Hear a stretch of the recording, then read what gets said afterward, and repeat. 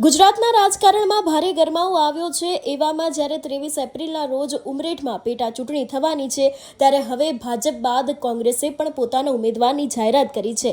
કોંગ્રેસના ઉમેદવારની વાત કરવામાં આવે તો ભૃગુરાજસિંહ પ્રતાપસિંહ ચાવડાને ઉમેદવાર તરીકે જાહેર કરવામાં આવ્યા છે।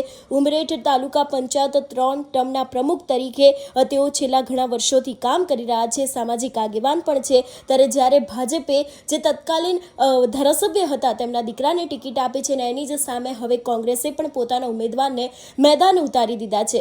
વાત કરવામાં આવે ઉમરેઠની તો ઉમરેઠમાં ક્યાંક ચતુષ્કોણીય જંગ પણ જામી શકે છે એવી શક્યતા છે, કારણ કે વિસાવદર બાદ આમ આદમી પાર્ટી પણ પોતાના ઉમેદવાર ઉતારશે એવી પણ વાત સામે આવી રહી છે, અને આના સિવાય પણ વધુ એક પાર્ટી પણ મેદાને આવશે એવી પણ શક્યતાઓ છે। ત્યારે ભાજપે છેલ્લા ઘણા સમયથી પોતાના ઉમેદવારોને જ્યારે કામે લગાવ્યા છે, ત્યારે હવે કોંગ્રેસ પણ મેદાને આવી છે અને કોંગ્રેસ દ્વારા પણ પોતાના ઉમેદવારની જાહેરાત કરવામાં આવી છે। જોવાનું રહેશે કે ઉમરેઠમાં જે ચૂંટણીનો રંગ અત્યારે હાલ જામ્યો છે, જે રીતે રાજકારણ ગરમાયું છે, એની અસર પરિણામ ઉપર કેટલી આવશે। આ સમગ્ર વિષયને લઈને તમારું શું માનવું છે અમને કમેન્ટ ચોક્કસથી કરીને જણાવજો। તેની સાથે અમારા સોશિયલ મીડિયા પેજને ફોલો કરવાનું ભૂલશો નહીં।